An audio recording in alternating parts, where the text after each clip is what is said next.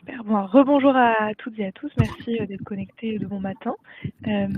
Alors, ce webinaire, c'est le deuxième webinaire organisé par le collectif des associations unies.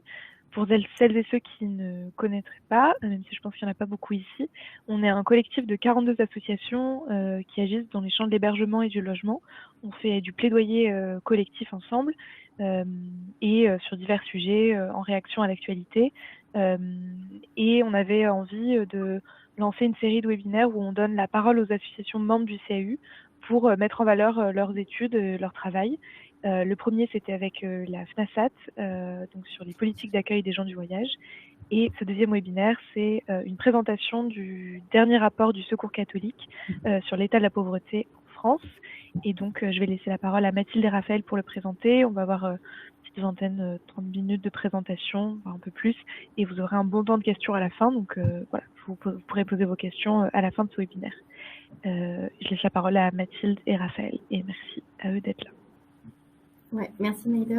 Peut-être avant de présenter notre travail, je vous propose qu'on se présente nous-mêmes. Donc moi, je suis Mathilde Denève, responsable du département analyse des pauvretés et des territoires au Secours catholique. Et Raphaël. Moi, je suis donc Raphaël Garcier, je suis chargé d'études statistiques dans le département dont Mathilde vient de parler. Merci d'être là. Donc effectivement, on vient vous présenter notre rapport État de la pauvreté en France qui est sorti en novembre dernier et qui présente les chiffres d'accueil des personnes qui sont donc accueillies par les différentes antennes du secours en France sur notre territoire. Donc, peut-être un petit rappel de présentation du secours. Le secours, c'est 60 000 bénévoles et près de 1000 salariés. Donc, il y a un siège national et 72 délégations dans les territoires en France métropolitaine et outre-mer. On couvre l'ensemble du territoire. Et on a également 50 pays partenaires, enfin 50 partenaires internationaux dans différents pays.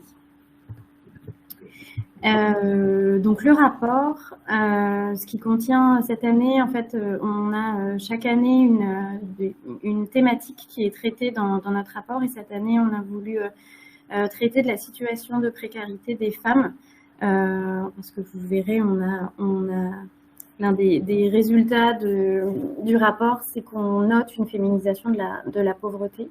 Donc on vous présentera cette thématique. Dans le rapport, il y a toujours un profil général à travers 16 fiches thématiques où vous pourrez notamment, si vous ne l'avez pas déjà feuilleté, trouver des éléments plus précis sur les conditions de logement et d'hébergement.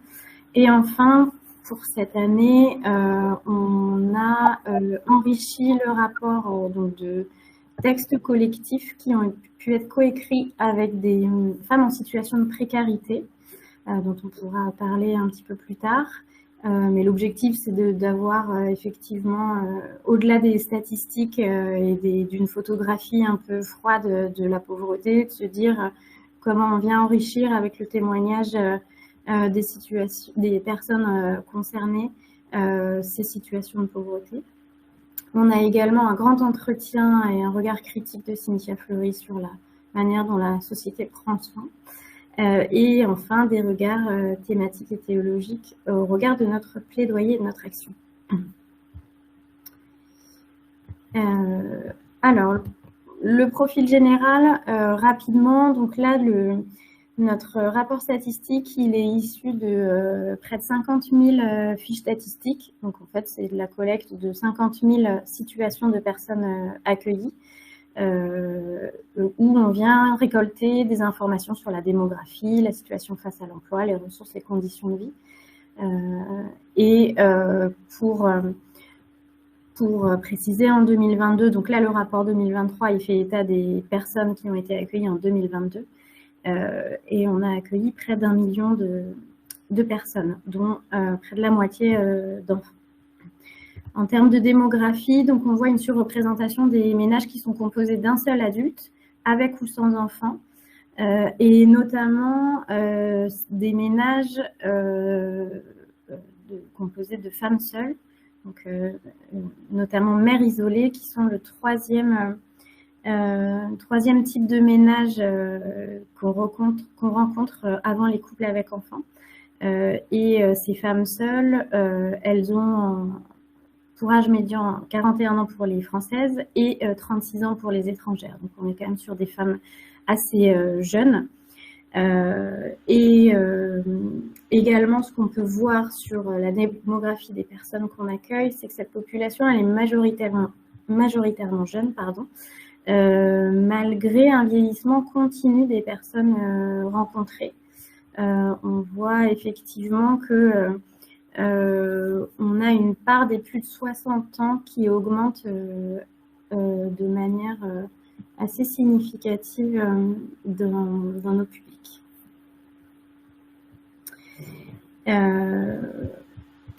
En termes de nationalité, donc on a pour la première fois, on note dans l'évolution des personnes qu'on accueille une stagnation de la part d'étrangers. Donc c'est la première fois en 10 ans. Donc on a la moitié des personnes qui sont accueillies qui sont de nationalité étrangère. Et c'est un résultat auquel on ne s'attendait pas forcément, étant donné qu'en 2022, il y a eu la réouverture des frontières post-Covid. Et puis également, on a pu voir dans nos accueils une hausse des primo-arrivants ukrainiens notamment. Et donc, on s'attendait à une part un peu plus importante d'étrangers dans nos accueils, ce qui invite à nous interroger sur également la part croissante de personnes de nationalité française en situation de pauvreté. Notons également que les personnes étrangères sont pour un tiers d'entre elles. Raphaël, si tu veux venir juste avant, j'ai plus le chiffre en tête. Mais près d'un tiers, plus d'un ménage sur deux, près de 50% des ménages sont sans ressources, des ménages étrangers. Sur l'activité, donc on a une part importante des personnes en âge actif qui sont accueillies au secours et pourtant ils sont majoritairement en inactivité. On voit là notamment, alors peut-être juste pour revenir sur le statut d'activité, en tout cas qu'on a une surreprésentation des emplois précaires parmi les personnes qui sont accueillies au secours, donc 63% des actifs sont en emploi précaire contre 28% dans la population générale française.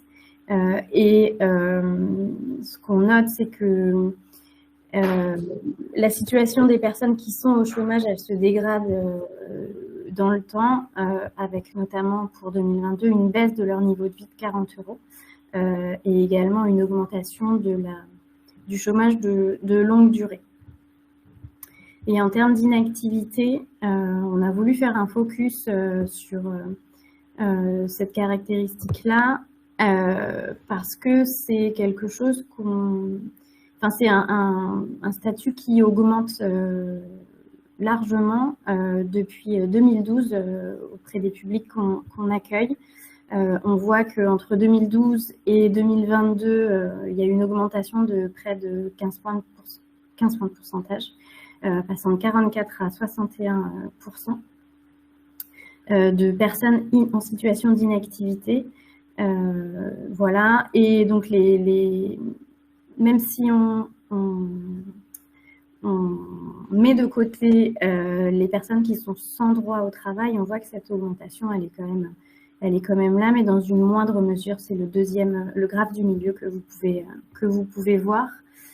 Et ça s'explique effectivement par une hausse, comme je le disais tout à l'heure, une hausse assez significative des glissements de personnes, en tout cas des glissements de personnes au chômage de longue durée dans l'inactivité et qui se découragent dans leur recherche d'emploi.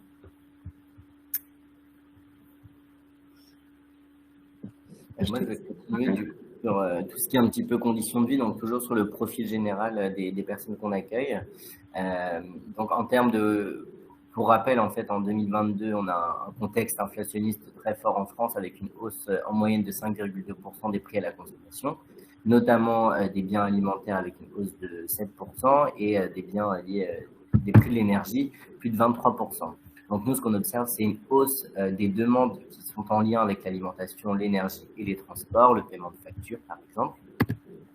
Et si on va un petit peu plus dans le détail en termes de, toujours sur ces conditions de vie, on observe vraiment une dégradation des indicateurs de pauvreté. C'est-à-dire que les indicateurs qu'on observe régulièrement chaque année convergent tous vers une aggravation de la pauvreté en France. Si on regarde déjà les niveaux de vie médians des ménages accueillis, on voit une baisse, une fois qu'on a tenu compte de l'inflation, une baisse de 7,6%. Donc c'est un niveau de vie médian qui est à 538 € en 2022, ce qui correspond à une baisse de 40 € de pouvoir d'achat, ce qui est quand même énorme sur des budgets aussi contraints.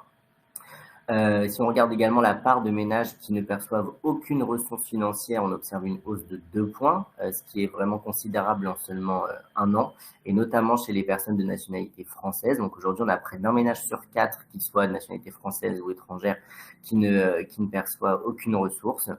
Et donc finalement, on observe ça implique forcément une hausse des taux de pauvreté.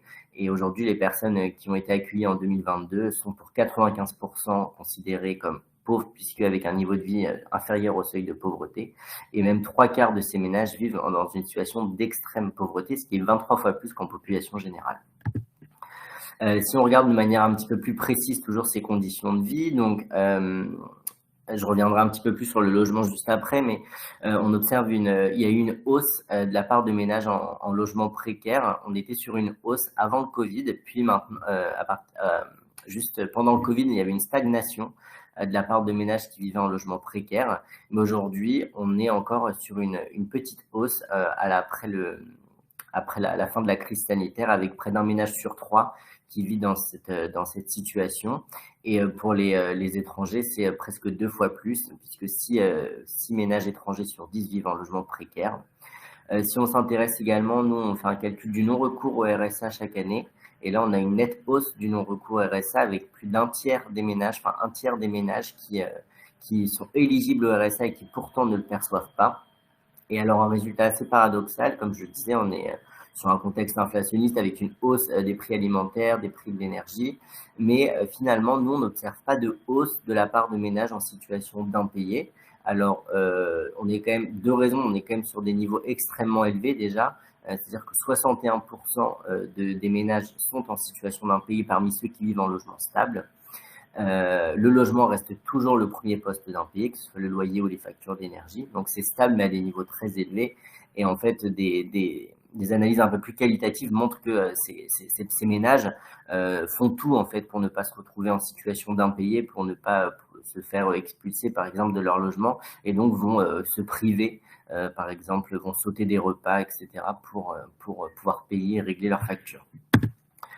Donc maintenant, on va rentrer, on a fait voilà un petit topo un petit peu sur le profil général des personnes qu'on a accueillies. Et donc, comme l'expliquait Mathilde, l'année dernière, on a choisi d'axer un petit peu ce rapport sur une thématique qui était les pauvretés des femmes en France en 2022. Et donc, tout d'abord, ce qu'on observe, c'est une féminisation de la pauvreté et une aggravation de la précarité pour les femmes. Pourquoi donc on parle de féminisation de la pauvreté? Donc il y a un chiffre assez important, c'est-à-dire qu'en 1989, on avait un premier état des lieux qui avait été fait, et ce qu'on observait, c'est qu'à peu près une personne sur 2 rencontrée, adulte, était une femme. Donc c'est un petit peu ce qu'on retrouve en population générale. Mais aujourd'hui, enfin l'année dernière, en 2022, c'était 57,5% des adultes rencontrés qui étaient des femmes. Donc on observe une nette hausse de la part de femmes accueillies parmi les adultes, qu'on explique de 2 façons, notamment par aussi un changement un petit peu de profil des personnes de nationalité étrangère, avec une hausse assez importante de la part de femmes, notamment de mères seules, de femmes ou de femmes seules. Et également un poids croissant depuis plusieurs décennies de rupture conjugale, et en fait la charge des enfants qui incombe vraiment très souvent aux femmes aux mères plutôt qu'aux pères. Et par exemple, on a 22% des femmes seules ou des mères isolées qui mentionnent une séparation ou un divorce récent lorsqu'elles lorsqu'elles viennent demander de l'aide au secours catholique. Et on a même 5% des femmes seules et des mères isolées qui font état de violences subies. Voilà, donc comme je le disais, cette féminisation en lien avec la hausse de la part d'étrangers accueillis, puisque donc on peut le voir que sur le graphique sur la droite, c'est l'évolution de la part de femmes parmi l'ensemble des adultes étrangers, des personnes étrangères. Donc pareil, en 2012, c'était à peu près une personne sur deux parmi les personnes étrangères qui était une femme. Aujourd'hui, c'est à peu près 55%. Voilà, comme je disais, le poids des ruptures conjugales, je ne vais pas revenir dessus. Et donc maintenant, si on regarde un petit peu plus aussi le logement, on observe une dégradation des situations par rapport au logement. Par exemple, en 2022, on avait à peu près 30% des femmes rencontrées qui n'étaient pas dans une situation de stabilité par rapport au logement. Alors, c'est certes moins que les hommes, et on va le voir en fait pour de nombreux indicateurs, c'est souvent comme ça. C'est des situations un petit peu... c'est toujours un petit peu plus faible que les hommes, mais par contre, c'est en très forte hausse. Là, donc, sur les deux graphiques, on fait une distinction selon la nationalité française ou nationalité étrangère. Et ce qu'on observe, si vous pouvez le voir, donc c'est un petit peu petit, mais les bandes orange foncé, c'est les personnes qui vivent en logement, qui sont dans une situation stable par rapport au logement. Et on voit que les femmes le sont toujours plus souvent. Chez les personnes de nationalité française, on a très peu d'évolution en fait au cours du temps. Et les hommes sont plus souvent en logement précaire que les femmes, et notamment plus souvent à la rue ou vivent dans des squats ou des abris de fortune. Mais ce qui est intéressant de noter, c'est que pour les personnes de nationalité étrangère, on avait dans une moindre mesure cette distinction quand même entre hommes et femmes. Et en fait, en 2022, en 10 ans, cette distinction, elle a quasiment disparu. Et donc, on n'a plus de différence vraiment en termes de stabilité du logement entre les hommes et les femmes. Ce qu'on peut noter également, c'est quand on regarde un petit peu l'évolution de la durée passée dans un logement précaire, ce qu'on observe, c'est que ça s'est vraiment allongé. C'était de 5 mois environ en 2012 et maintenant c'est passé à 1 an et demi en 2022. Et ce qu'on observe, on le verra un petit peu plus tard, c'est que lorsqu'il y a des enfants au sein du foyer, c'est une sorte de protection. En tout cas, on n'observe plus de distinction entre de la stabilité du logement selon le genre, soit un homme ou une femme. Lorsqu'il y a des enfants, il n'y a plus vraiment de distinction. Voilà. On m'a dit qu'il y avait une question, pardon, je n'avais pas vu. Donc, je ne comprends pas les 4% de chômage France entière, alors que le taux de chômage officiel tourne autour de 8%. Alors, on peut peut-être revenir dessus tout de suite. Il me semble que c'était ça. Alors, oui, c'est une... Je pense que c'est peut-être pas sur la même...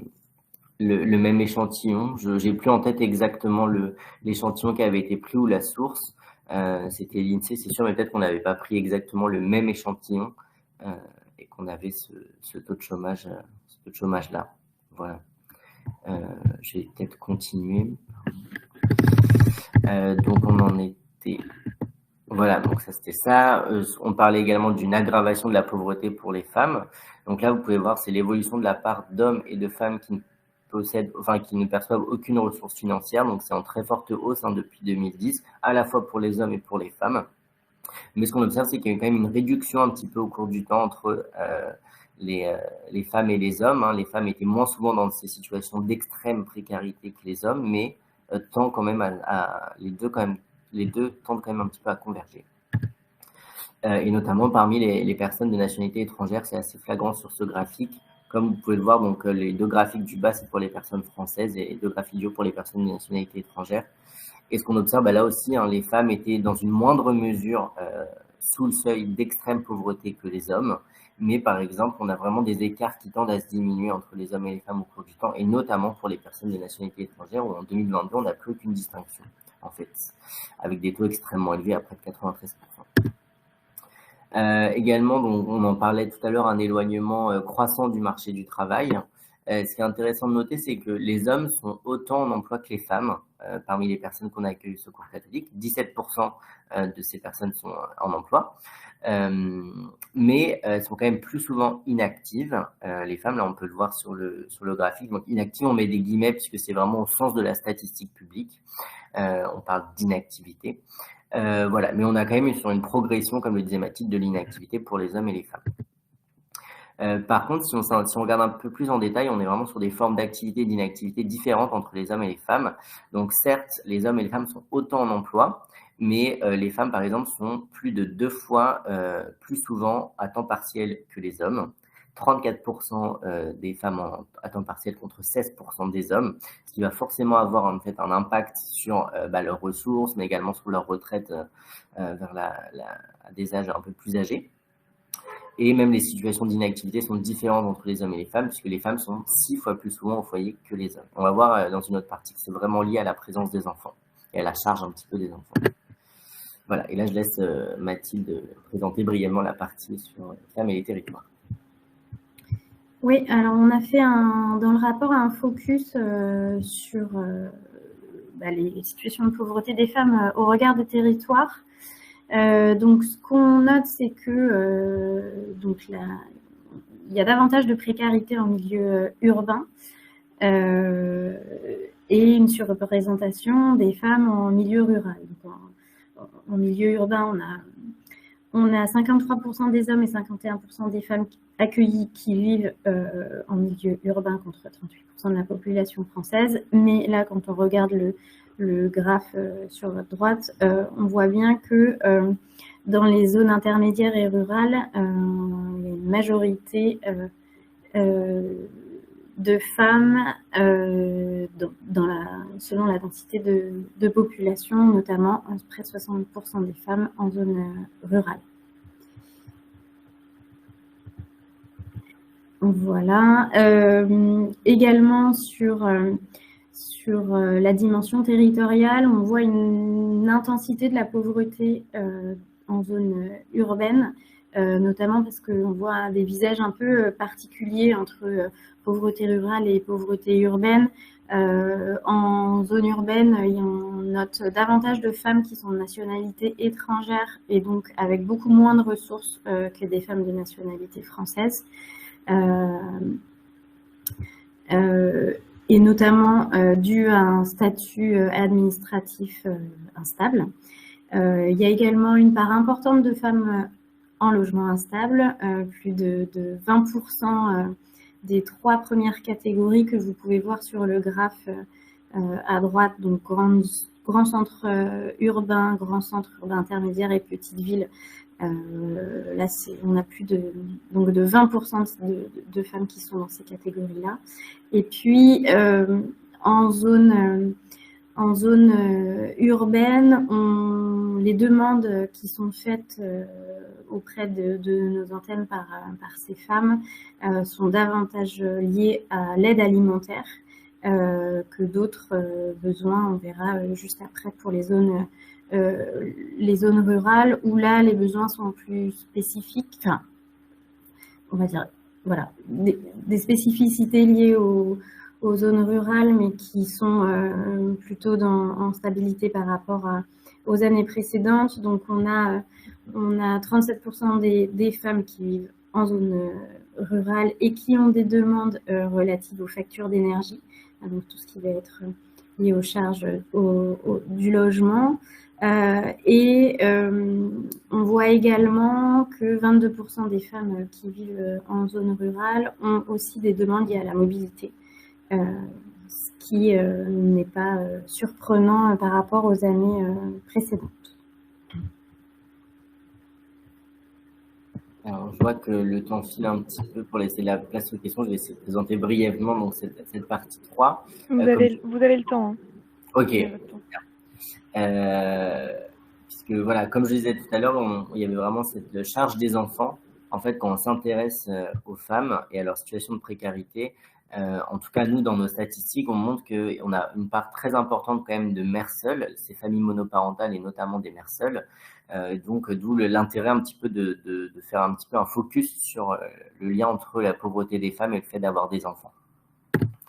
Donc, ce qu'on observe, comme on le disait un petit peu tout à l'heure, les enfants sont plus présents dans les ménages dits féminins, c'est-à-dire dans les ménages dans lesquels une femme est présente, qu'elle soit leur mère ou non. Par exemple, en 2022, 95% des enfants connus du Secours catholique vivent dans une famille où se trouve une femme, qu'elle soit ou non leur mère, qu'elle ait ou non un conjoint ou une conjointe. C'était 92% en 2008. Et si on regarde un petit peu la répartition des familles parmi les ménages avec enfants, les mères isolées représentent plus de la moitié, c'est-à-dire près de 53%. Le reste, la grosse partie, c'est les couples avec enfants et les pères isolés ne représentent que 6,7%. Donc, on a une parentalité, une charge des enfants qui concerne toujours plus souvent les femmes que les hommes. Et donc, forcément, ça va avoir un petit peu une incidence sur toutes leurs conditions de vie, leur situation.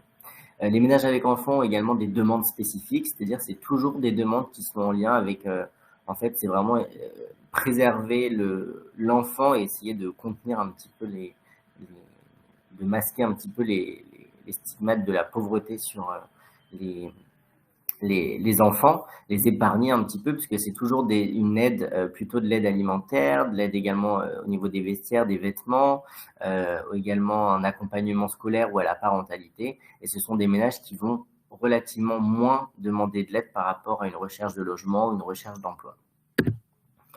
Et on va voir que pour leurs enfants, les femmes rencontrées, en fait, on voit qu'elles ont un petit peu deux choix, soit de travailler pour leurs enfants, soit cesser leur activité. Donc, ces deux choix qui paraissent un petit peu paradoxal, en fait, on va voir que c'est assez rationnel, puisque finalement, on a montré que les femmes étaient plus souvent en emploi précaire que les hommes, et notamment le temps partiel.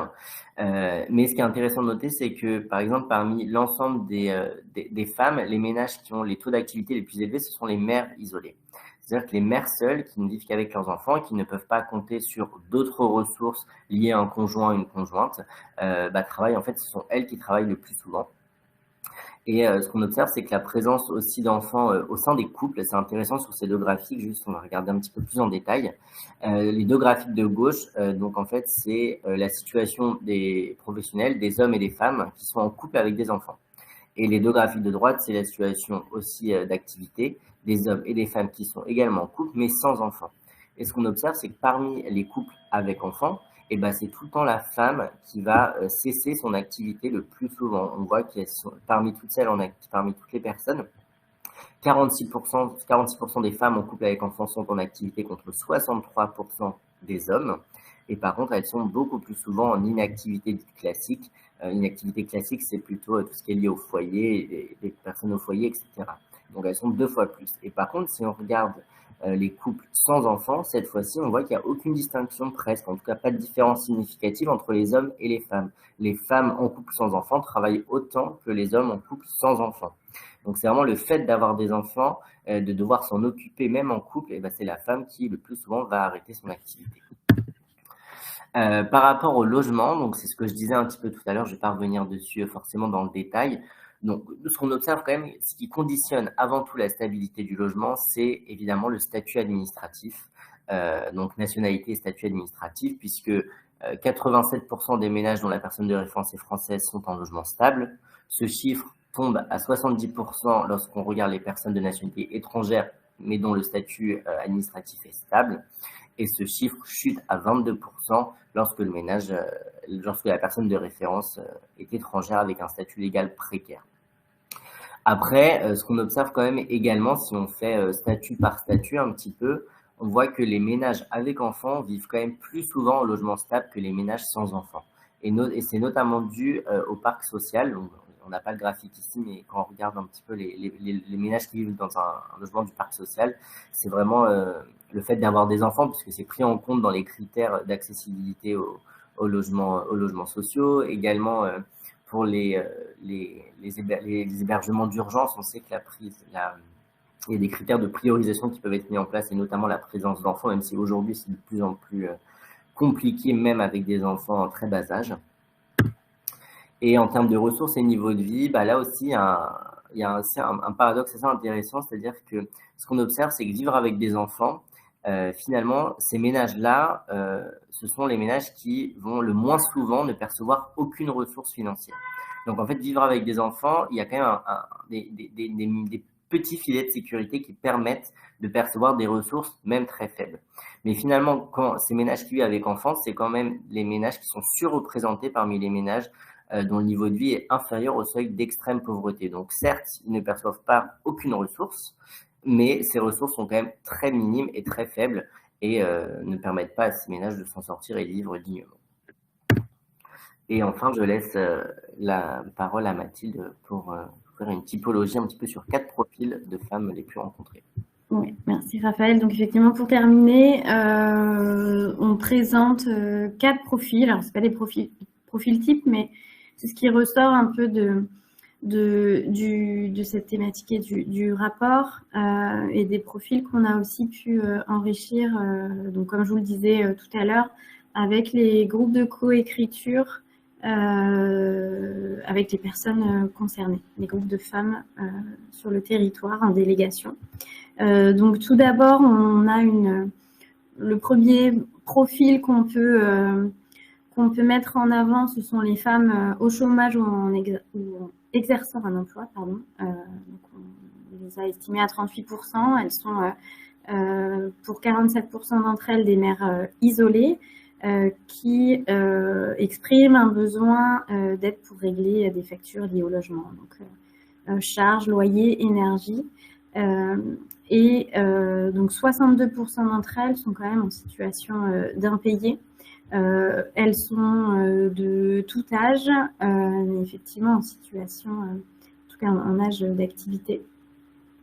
Et donc elles ont une relative stabilité dans leur situation, mais leur niveau de revenu ou de ressources fait que, quoi qu'il arrive, elles ne sont pas en capacité de faire face à l'ensemble de leurs charges et de sortir de la pauvreté.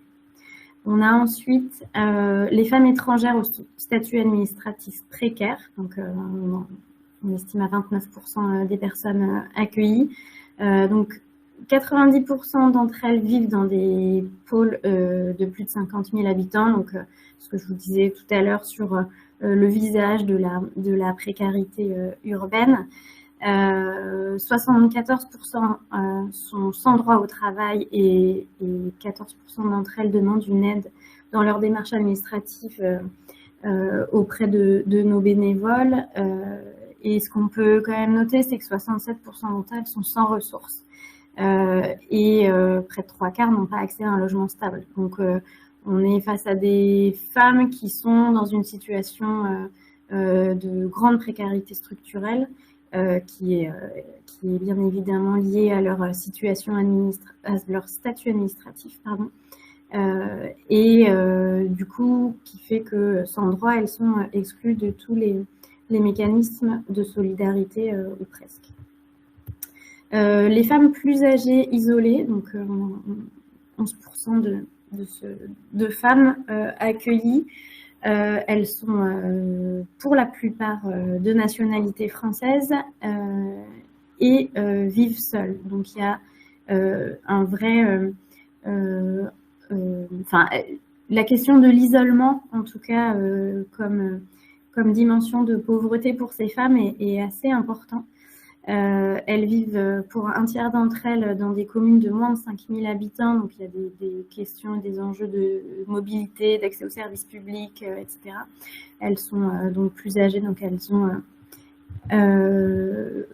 elles ont 55 ans et plus, pardon, et en situation d'inactivité classique, donc retraite ou inaptitude au travail pour raison de santé. Là, 27% d'entre elles déclarent souffrir d'une maladie ou d'un handicap, donc qui les maintiennent dans une situation de pauvreté assez singulière.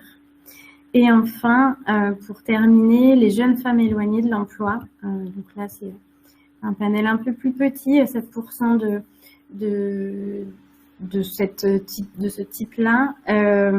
Donc elles sont souvent en couple et avec des enfants. Et on note chez ces femmes qu'elles, pour la plupart, elles ont besoin d'écoute ou de conseils. Elles ont elles sont un peu perdues en termes d'information, d'accès aux droits, et donc elles poussent la porte pour d'abord de l'écoute et du conseil et également un besoin d'aide alimentaire.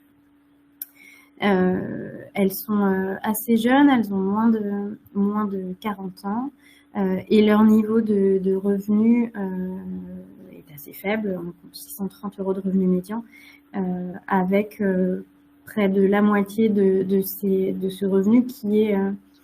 non, pardon. Et 53% des femmes qui ne perçoivent pas, qui ne perçoivent que des revenus issus des transferts, donc des prestations sociales.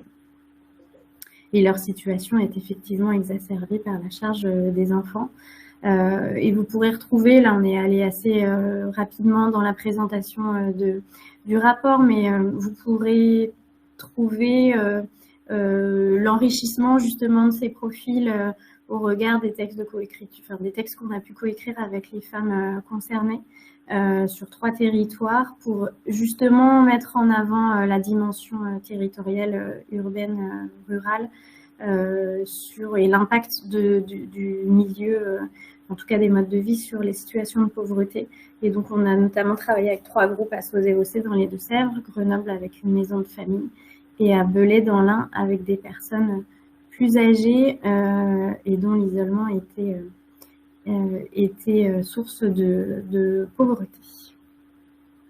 Donc je vous propose qu'on s'arrête là et qu'on puisse prendre vos questions et échanger sur nos résultats.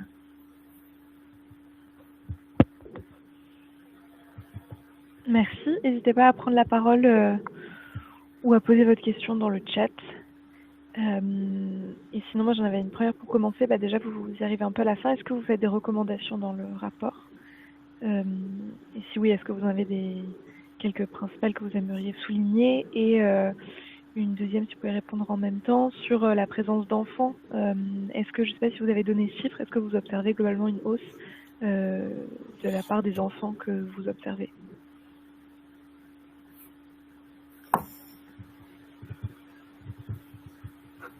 Oui, alors effectivement, dans le rapport, on a tout un pan sur nos propositions de plaidoyer. Alors, on est une association assez généraliste, comme vous le savez. On a plusieurs propositions. Déjà, c'est comme le titre l'indique, c'est une société qui prenne soin. L'objectif, c'est de pouvoir reconnaître l'ensemble des contributions des personnes à la société. Donc, il y a effectivement l'accueil inconditionnel, mais c'est de prendre en compte qu'on soit salarié, travailleur ou autre. Aujourd'hui, ça permet d'accéder aux mécanismes de solidarité en partie, mais comme on voit qu'il y a de plus en plus de personnes inactives au sein de nos accueils, pour autant ces personnes en inactivité contribuent grandement à la société parce que elles ont la charge des enfants, elles sont personnes aidantes et on développe tout un plaidoyer pour que leur contribution puisse être reconnue à leur juste valeur et qu'elles puissent du coup accéder à différents, en tout cas à certaines prestations qui permettraient de faire un coup de pouce et de les sortir de situations de pauvreté.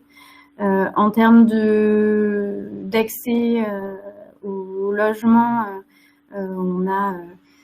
on pousse pour l'ouverture de places d'hébergement d'urgence, sur la régularisation aussi de la situation administrative de personnes exilées et sur le fait de pouvoir investir fortement dans le développement d'une offre locative vraiment sociale. Donc la reconnaissance des contributions, j'en ai parlé, et par rapport au fait de pouvoir subvenir en tout cas, permettre aux personnes de subvenir à leurs besoins vitaux et à ceux de leurs proches, c'est de garantir une rémunération décente aux personnes en emploi. et d'indexer notamment les minima sociaux sur le SMIC et de revaloriser et d'étendre le RSA aux plus jeunes notamment. Et puis, rapidement, pour terminer, combattre tout ce qui est non-recours aux prestations sociales, avec notamment l'accompagnement à la dématérialisation et l'automatisation de certaines prestations. Et peut-être pour répondre par rapport à la question sur les enfants, alors j'ai pas le nombre comme ça exact en tête. En tout cas, on sait qu'en 2022, on avait accueilli à peu près 1 300 000 personnes, et dont à peu près 475 000 enfants. C'est à peu près des familles qui avaient des enfants. Et par contre, ce qu'on observe, c'est que parmi les types de ménages qu'on accueille, donc on a toujours les hommes seuls, les mères isolées qui représentent quand même souvent, qui sont un petit peu en haut du podium, entre guillemets. Et avant, en troisième position, on avait les couples avec enfants. Et aujourd'hui, les femmes seules sont passées en troisième position pour à peu près 20 ou 23% d'entre elles. Et donc, en fait, on observe de plus en plus de personnes seules aussi, notamment de femmes seules. Ça, c'est un peu une évolution assez importante et qu'on sentait venir depuis quelques années, en tout cas qu'on observait. Donc, c'est pour ça aussi qu'on a voulu faire c'est un petit peu ce qui nous a aussi donné envie de travailler sur les situations de précarité des femmes, notamment cette évolution-là, des femmes seules. Merci. Il y a une question de Karel Chini qui a levé la main. Je vous laisse la parole. Bonjour à toutes et tous. D'abord, merci et bravo pour ce super boulot annualisé que vous faites quand même depuis un certain nombre d'années et qui met l'appui sur pas mal de choses. Moi, j'avais une question qui est très liée à l'actualité, puisque le Conseil constitutionnel devrait nous répondre dans pas très longtemps, enfin répondre à la France entière, sur la loi immigration. Est-ce que vous avez pu regarder l'impact que ça pourrait avoir sur la question des prestations sociales et de l'APL, puisque une partie de vos publics sont accueillis dans des logements stables? Est-ce que vous avez pu analyser un tout petit peu ce sujet-là ou pas? D'ailleurs, c'était pas une obligation, mais voilà. Et si dans votre communication, parce que je suppose qu'il y aura communiqué de presse ou autre, vous avez prévu d'en dire un mot? Merci beaucoup.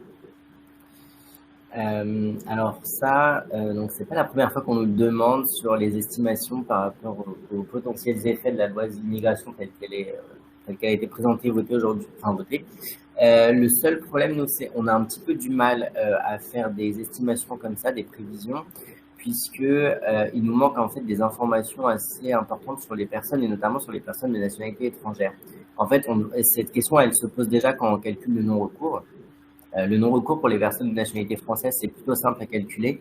Mais en fait, pour les personnes de nationalité étrangère, on ne sait pas depuis combien de temps ces personnes ont un statut particulier. Si par exemple, ils ont un titre de séjour, ou alors depuis qu'ils ont fait une demande d'asile, si ça a été accepté. En fait, on ne sait pas depuis quand ils sont dans cette situation administrative. On sait juste depuis quand ils sont arrivés en France. Et donc, pour nous, du coup, c'est compliqué quand on met en place des conditions sur des durées d'obtention de certains statuts. Et du coup, on ne peut pas le faire, ce ne sera vraiment pas précis. C'est pour ça que pour le non-recours, pour les personnes de nationalité étrangère, on prend déjà un petit peu des pincettes pour le faire avec des estimations plutôt, on donne des fourchettes. Mais là, du coup, non, on n'a pas pu le faire pour les potentiels impacts de la loi d'immigration. Je ne sais pas si elle sera rendue publique, mais la DIAL, juste après le vote de la loi d'immigration, nous avait dit il travaillait justement sur une étude pour mesurer l'impact de cette mesure sur les APL, notamment en termes financiers, pour essayer de peser dans la balance sur le fait que ça pourrait coûter. Ah non, c'était même avant que du coup la mesure soit remise dans le projet de loi pour montrer le coût que ça représenterait, notamment en termes de retour dans l'hébergement d'urgence. Voilà, donc il devait produire une note là-dessus qui allait plutôt dans notre sens. Et je sais pas, on les voit bientôt, peut-être leur demander si elles pourraient être rendues publiques pour qu'on ait des estimations chiffrées là-dessus. Ouais. François, Michael.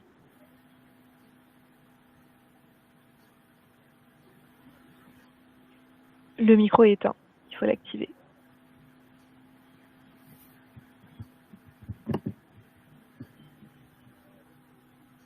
On ne vous entend pas. On n'entend pas, mais du coup, en attendant, Bertrand Apostolé. Oui, bonjour. Peut-être c'est le même propos que François. D'ailleurs, je voulais juste signaler qu'on a évalué chez SNL, chez nos locataires, donc dans à peu près entre 1300 et 1400 logements, nous, les gens qui seraient touchés a priori par les mesures sur l'APL, si elles sont mises en œuvre, c'est 15% de nos locataires qui n'auraient plus d'APL. Okay. Donc, c'est pas neutre du tout pour des acteurs comme nous, sachant qu'on accueille, nous, des gens qui sont orientés principalement, enfin, qui sont les plus loin des circuits du logement, donc des gens qui, plutôt, où on est dans la logique logement d'abord, où on constitue une alternative à l'hébergement, donc ce serait un comble de devoir les faire retourner ou aller dans de l'hébergement qui, en plus, n'existe pas. Ça va être compliqué. Oui, voilà, ben, je vais compléter il marche le micro. Oui, c'est bon. Oui, c'est bon. Bon, oui, c'est ce que vient de dire Bertrand, c'est qu'effectivement, on a fait des estimations dans un certain nombre de départements, on est entre 10 et 16. Voilà. 10 et 16% des locataires actuellement qui ne toucheraient pas l'APL et qui ne toucheraient pas non plus les autres droits qui sont conditionnés à une durée de séjour. Ce qui est quand même assez important, 16% à Paris, 10% dans d'autres départements. Alors, mais sur la question précédente qui a été posée, c'est juste pour rappeler qu'il y a un élément, enfin il y a quelque chose, je ne sais pas très bien ce qu'il veut, mais une estimation qui a été faite par un collectif transpartisan qui s'appelle Nos Services Publics et qui a tenté de modéliser l'impact de ces mesures sur la conditionnalité des droits, et ils arrivent à un chiffre de 110 000 étrangers qui seraient concernés, dont 31 000 enfants. C'est bon, à voir ce que, je ne sais pas, lorsque la DIA ces chiffres-là. Moi, j'avais juste une question, c'est un peu sur la question du sans ressources. C'est-à-dire, dans la mesure où vous avez focalisé sur les femmes, vous avez également focalisé sur les hommes. Donc, une grande partie de votre travail, c'est les hommes d'un côté, c'est les femmes de l'autre. Et en même temps, il y a un croisement qui se fait avec les ménages, les familles monoparentales, voilà, enfin, les personnes qui sont isolées, soit des hommes, soit des femmes, et puis les couples. Alors, la question du sans ressources, qu'est-ce que ça veut dire exactement? Donc, par exemple, dans la dernière typologie que vous avez énoncée, les jeunes femmes éloignées à l'emploi, vous parlez d'une femme qui a des revenus issus de transfert, prestations sociales, mais elle est en couple. Donc, vous donnez un chiffre de 600 €, mais ça prend en compte le revenu du conjoint ou pas. C'est pas très clair. Et d'autre part, il y a une question un peu de fond sur l'interrogation, c'est que c'est du déclaratif qu'on a là. C'est-à-dire que vous basez sur les déclarations qui sont faites, les 50 000 fiches, c'est ça Alors, c'est pas vraiment alors, pour compléter un petit peu, pour répondre un peu à cette question, alors, il y a un petit peu de déclaratif, mais la plupart du temps, c'est avec en fait, lorsque les personnes sont accueillies par des bénévoles, souvent c'est pour donc solliciter une aide matérielle ou pas. Et donc, il y a souvent, en fait, les bénévoles vont demander la plupart du temps un passage par un travailleur social. Et donc, forcément, un petit récapitulatif des prestations, des ressources qui sont perçues, donc avec des justificatifs. Donc, c'est pas que du déclaratif.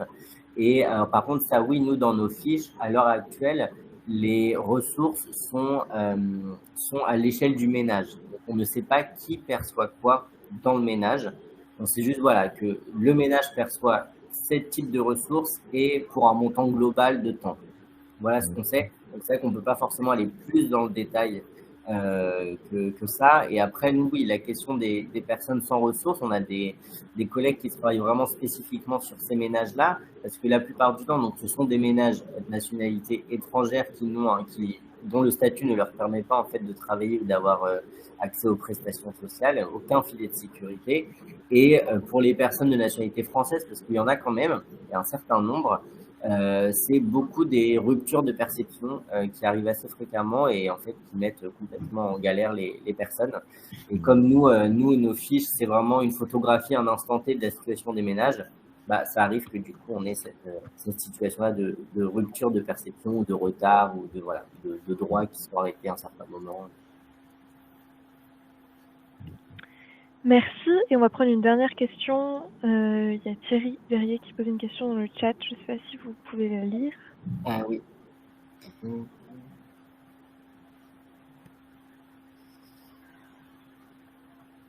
Sur cette question, cette question du focus sur les personnes en chômage de longue durée, c'est vrai que nous, actuellement, on n'est pas en capacité, en tout cas nos outils statistiques ne nous permettraient pas de faire ce focus-là. Il faudrait faire une enquête complémentaire qui demanderait effectivement un travail pas de géolocalisation, mais en tout cas d'avoir des données beaucoup plus fines si on veut croiser avec le lieu de résidence ou autre, etc. Mais là, actuellement, on n'est pas en capacité de faire, en tout cas, ce focus-là. Voilà. Et, il faudrait, du coup, voilà, développer, en tout cas, une étude plus approfondie sur ces publics-là.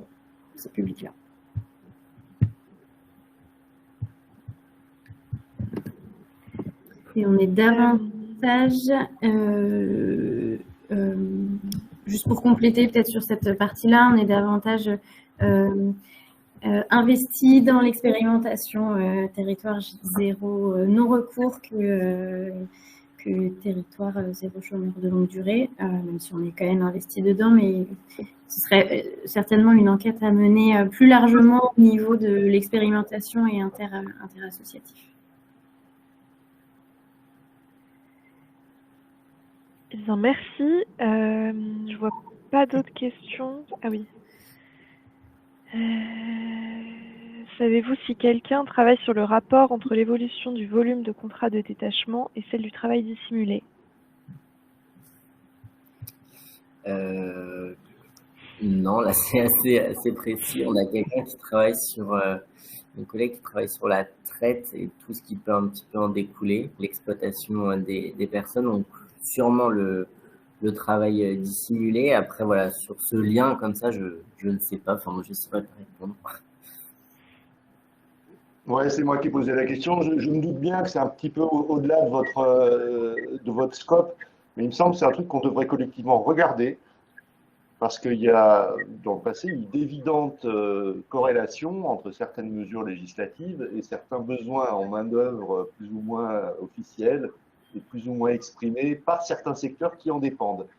Et il y a eu, avec les contrats de détachement et leur évolution en volume, mais peut-être même en coût, parce que moi j'avoue que j'ai moins suivi cette question, un intérêt renouvelé pour le travail au noir, pour être très clair, de certains secteurs. Et voilà, je me pose la question parce que, dans le passé, il y a eu ça a été des vrais leviers pour des mesures législatives, en gros pour mettre plus de monde sur ce marché-là.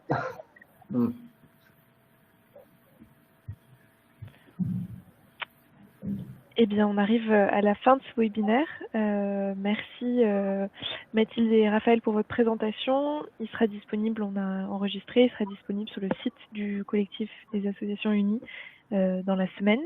Il y avait François qui demandait un contact, je pense, donc je ne sais pas si l'un ou l'une de vous peut mettre son mail ou François oui, écrit son mail.